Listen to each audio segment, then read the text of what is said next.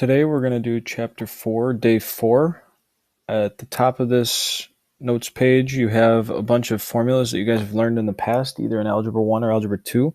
So go ahead and take a minute, pause the video, make sure you have all these down. You need to know these. So memorize them, make sure you know them. The more you work with them in the homework, the easier they'll be to remember, but make sure that you do know them. When you're done writing them down, unpause it, and we can go ahead and move on. Today we're going to be doing word problems. We want to set up equations that define functions.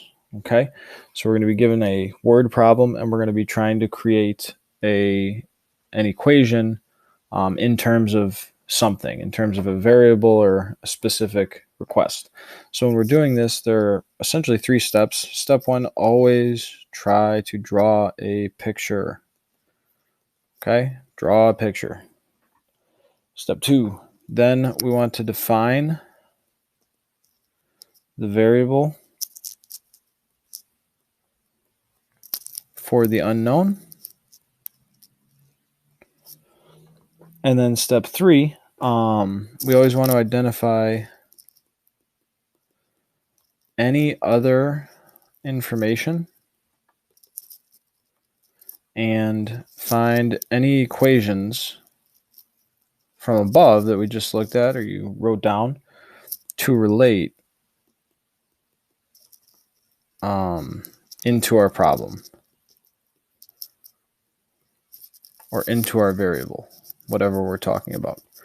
Okay, so when you go through these, a lot of them it'll be pretty obvious which equations or which formulas you're going to be using based on the scenario.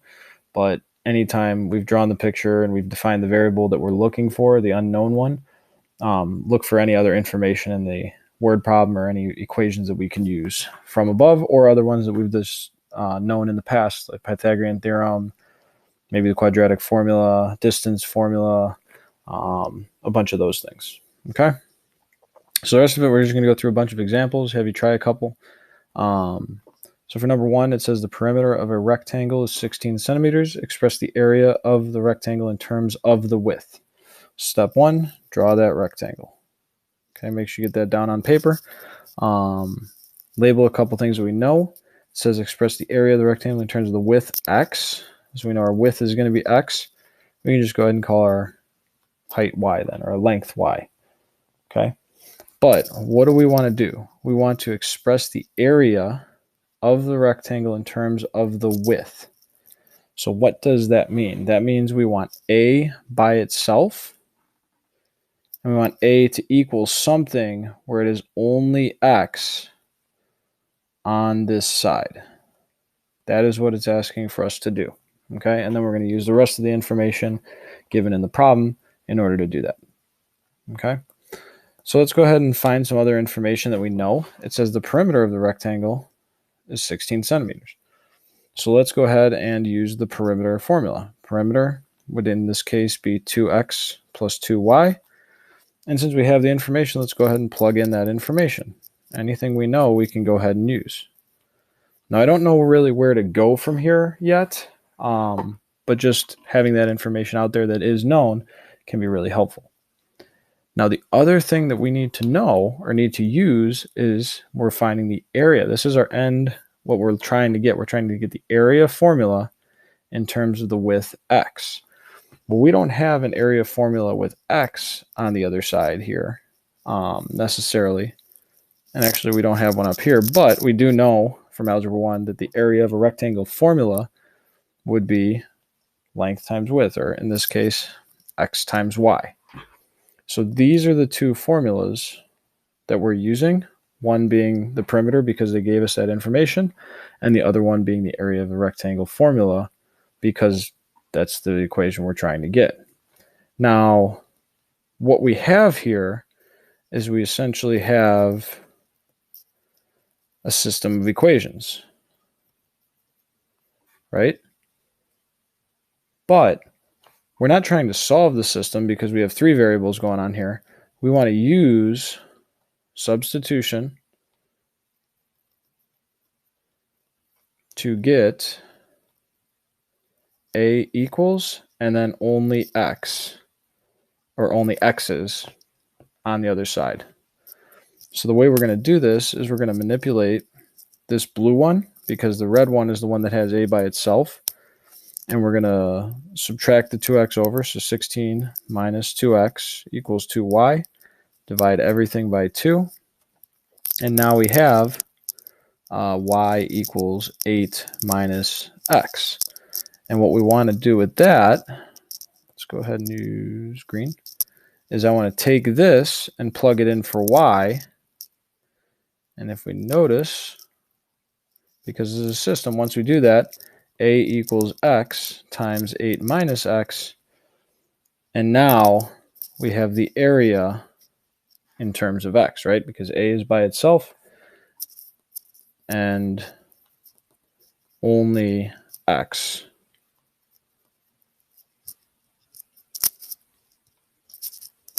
is on the other side. Okay. Now, if we plugged in values, this might be a little bit easier. And actually, for the purpose of we're next going to find the domain, leaving it factored might be easier in this case. Okay, but if you wanted to distribute that out and rewrite it in standard form, you can do so. The other thing we need to talk about here is now that we have the area in terms of x being the width, we do have to talk about the domain of this function. The domain, again, remember, is all possible x values, or all possible widths in this case. Well, if we look at the situation, it says that our perimeter has to be 16, right? The perimeter is 16 centimeters. Well, if the perimeter is 16 centimeters, and just thinking about the situation, what is the largest width that I can have? It's not 16, because if this is 16, right, then this side has to be 16, and that's just not possible. Then the perimeter would be over that. So if this side was 8, that side could be 8, right? But then I would have no height, which is not possible for a rectangle. So technically, it can be 7.9 repeating or approaching 8. So it technically is 8, but it's just under 8, right? So the domain is from 0, because you can't have a negative length, so not including 0, up to 8, but again, not including 8. So it's any number between 0 and 8 for the width. Okay? And if you look at our factored form in this problem particularly, we can kind of see how that would play out and how it kind of relates. Okay? So when we do these problems, a lot of times in the homework, it's going to ask you to find the domain. We do need to think about the situation and what possible x values are allowed. Moving on to number 2, back up, still on the same page. A rectangle is inscribed in a circle with a diameter of 12 inches. Express the perimeter of the rectangle as a function of the width. So rectangle is inscribed in a circle. So that means that the rectangle's here. Probably would have been better to draw this circle and then make the rectangle, but that's all right. With a diameter, so straight across from corner to corner, of 12 inches. Okay. Express the perimeter of the rectangle as a function of the width. So let's first talk about the perimeter of the rectangle, right? That's one thing that we see. We know that the perimeter of a rectangle, let's start throwing out some formulas, would be 2x plus 2y. We can call this one x, we can call this one y. Now, we got to get the perimeter in terms of the width x, right? So we have the perimeter by itself, but on the right side, we have an x and a y. So we need to think about another piece of information in this problem that can help us eliminate that y and replace it with something that has x in it. Well, if we look at this problem, we can see, because it's a rectangle inscribed, there is a right triangle. We know our properties from geometry, an inscribed rectangle or square, because it's a rectangle that has 90-degree angles, right? So what formula uses this triangle? Well, we know the Pythagorean theorem has x squared plus y squared equals 12 squared. And if I manipulate that, then y would equal square root of 144 minus x squared, which is perfect because now I can take this and plug it in for that y. So we go ahead and do that. P equals 2x plus 2 times the y in terms of x. And then we have P equals 2x plus 2 times the square root of 144 minus x squared. And this is the perimeter in terms of x because we have the perimeter by itself and only x is on the right side. So again, it takes a little bit more thinking. It's not always completely obvious, but when you're struggling a little bit, slow down, think about what you do know, and think about formulas that use the information that you do know. The last thing we get to do here is check the domain or find the domain. So if we're talking about the domain, again, it says x because we're talking about x, which is the width of that rectangle, can't be negative. So that means it's got to be from 0 to a certain number. And then what else do we know about this situation? Well, we know that the diameter, which is the hypotenuse, is 12. So it can't go to infinity because 12 has to be the longest side. So it can go from 0 to 12, not including 12, and that is our domain. Okay. On the back side, let's check out number 3. A point xy is on the curve y equals x squared plus 1. We want to express the distance from the point to the origin as a function of x. So if we go ahead and draw a rough graph of this, we know this is a quadratic. Use our transformations, shift it up 1. Okay. And then it doesn't have to be perfect, but we do know our transformations. So we can go up 1 over 1, over 2 of 2, 3, 4, 2, 3, 4. And we can graph this relatively nicely.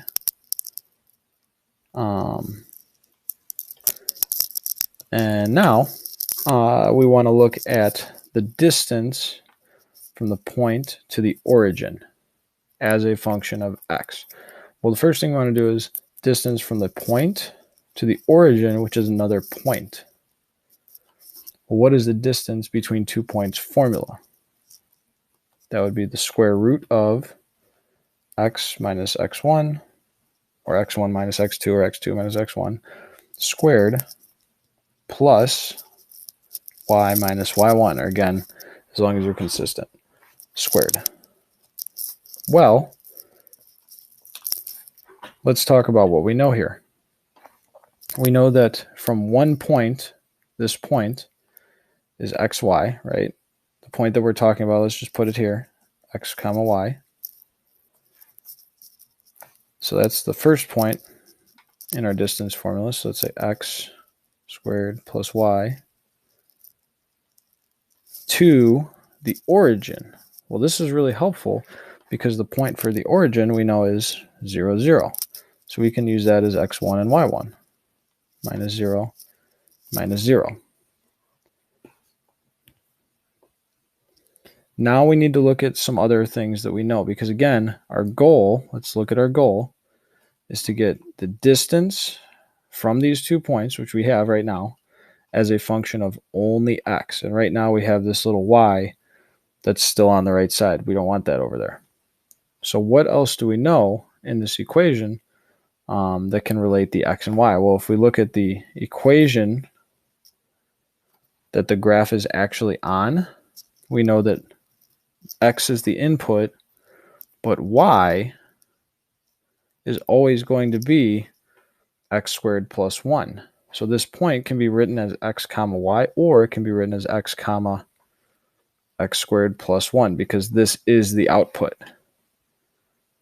And the reason this is helpful is because now I can use this in my distance formula.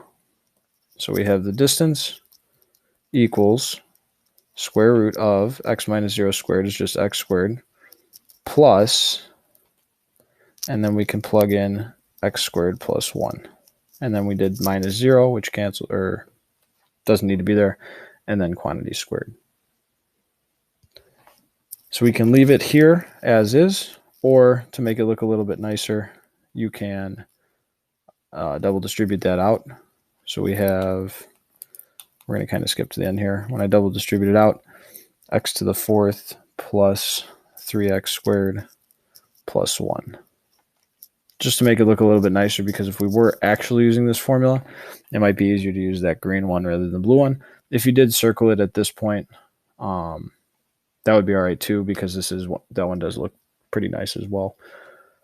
So this is, again, the distance in terms of x being the point on that graph. But now we got to talk about the domain. What are the possible x values here? Well, again, if we think about the problem itself, on the last two ones, we said it had to go from 0 to a number. Well, can my x value be negative in this case? Yeah, I got a bunch of x values over here that are negative. So my domain can be any number along this curve, because that's what we're talking about. We're not talking about an area. We're not talking about a perimeter or anything. We're talking about just a point on that curve. So my domain in this case can be from negative infinity to infinity, because it doesn't state any restrictions for that x coordinate, or the x value of that coordinate. Okay. Let's go ahead and check out number 4. What I want to do here is I want to set this one up with you and then have you guys get a chance to solve it on your own. So similar to the last one, it says a point xy lies on the curve y equals the square root of x. Well, again, we know from our transformations of our graphs that we can graph this pretty easily by hand. Okay. Now it says the point lies on that, so we can just pick any random point. So let's just pick this point here. Let's make it look a little bit nicer. This point here. Okay.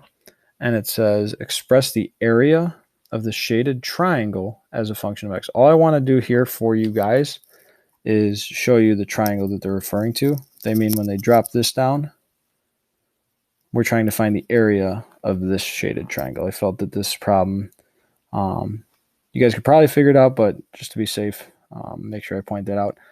So go ahead and use this example with this diagram, and I want you to express the area of the shaded triangle as a function of x. So go ahead and pause the video, try it on your own, and then unpause the video, check the work, and make sure you got it right.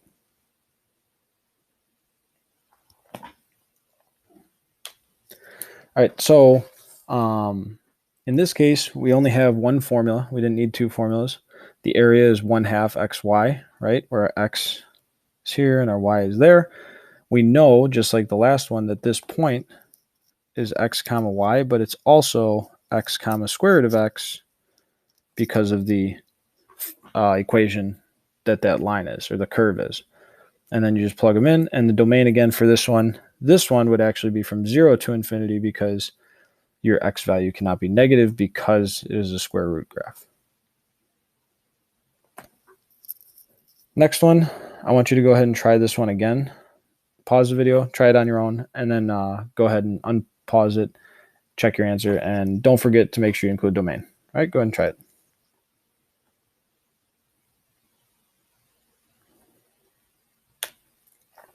All right, so looking at this one, again, drawing your diagram, it's telling you a piece of wire, which is pi x inches in length, is bent into a circle. Well, if it's bent into a circle, we know that this is the length that was being bent, so we're given the diameter, or I'm sorry, we're given the circumference. So we know, based on the circumference formula, we can set that equal to the 2 pi r, solve for r, and we're solving for r because again, our goal at the end is to get the area as a function of x. So if we get r by itself, we can plug into the area formula for r and get area in terms of x, which is what we did on that at the end here. And again, looking at domain here, the domain has to be from 0 because you cannot have a negative length. But in this case, it goes to infinity because it doesn't specify any restrictions for your x length or your x value. Okay. The last one we're going to take a look at here is number 6. It says that the total surface area of a right circular cylinder is 14 inches squared. Express the volume as a function of the radius. So again, draw a picture, do your best. I know cylinders in three-dimensional shapes might be a little tough.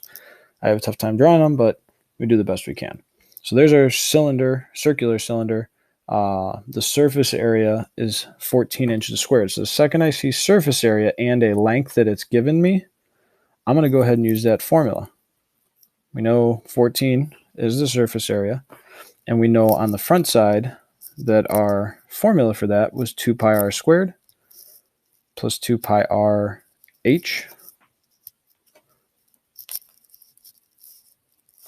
So we already have one formula that we can use. We have this formula with r and h. The other formula, which is the one that we're trying to end with, is we're trying to get the volume of this cylinder as a function of just the radius. So let's go ahead and write out that formula. And now with our two systems, we got to figure out if I need this volume to be only in terms of the radius, I need to get h to go away. Well, how do we get h to go away? We use this formula up here. The information that we already have, we need to solve for h. So we move those over. We have 14 minus 2 pi r squared, all divided by 2 pi r, and that's equal to h. And when we go through this, we have 7 over pi r minus r. That's equal to h. And now that we have h by itself, we can go ahead and plug that in.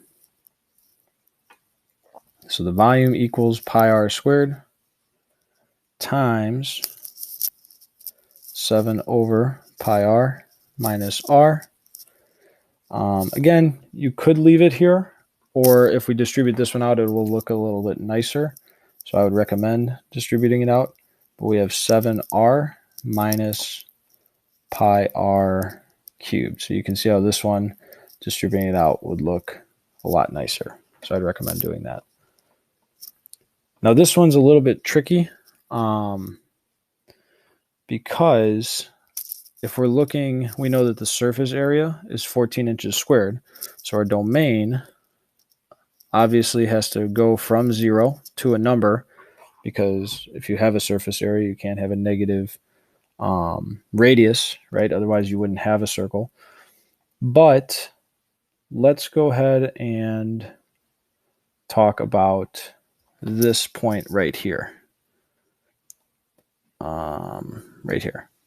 Let's think about, through the process of the work, we found that the height, this was a piece of information that we had, we knew that the height has to be equal to 7 over pi r minus r, right? Well, one thing to keep in mind here for this domain is, I'll put this highlight in purple actually, for the 0, that 0 would be if the height went on forever, right? Because then the radius would be from 0. But the second half here, the radius could be as big as possible with the height being approaching 0.